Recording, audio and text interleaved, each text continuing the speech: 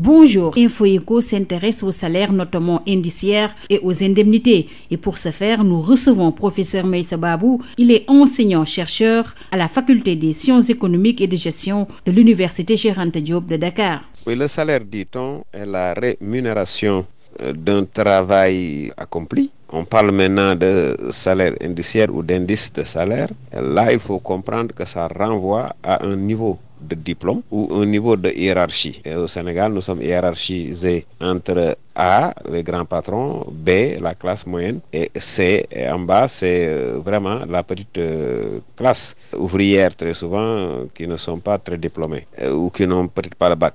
Ensuite, maintenant, à côté de ces salaires-là, il y a maintenant des indemnités qui sont en fait simplement au moins financiers compensatoires. C'est vraiment pour gonfler un peu le revenu qu'on met par exemple une indemnité de logement, 1 million pour un ministre et 100 000 francs peut-être pour un enseignant. On met l'indemnité de transport qui est en général 22 000 dans beaucoup d'entreprises privées. Mais on peut mettre une indemnité de risque, comme les médecins l'ont demandé, indemnité de recherche pour les enseignants que nous sommes, etc., etc.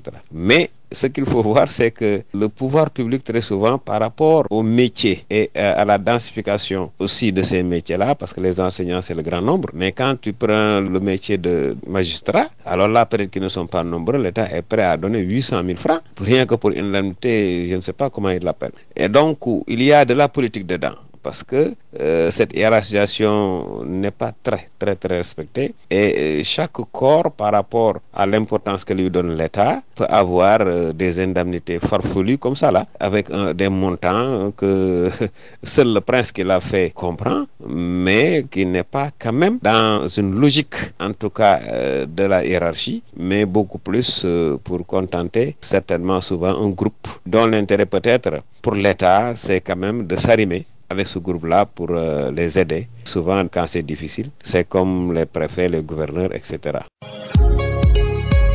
Maintenant, en plus, il y a la responsabilité par rapport au travail, c'est-à-dire les directeurs les chefs ou responsables à chaque fois, c'est un niveau de responsabilité aussi qui entraîne des indemnités spéciales. Et donc, à chaque station, on a voulu aussi mettre une indemnité et d'autres avantages. Merci, professeur Meïssa Babou. Je rappelle que vous êtes enseignant-chercheur à la FASEC de l'université Cheikh Anta Diop de Dakar. Le journal de l'économie, c'est fini. Merci de votre fidélité.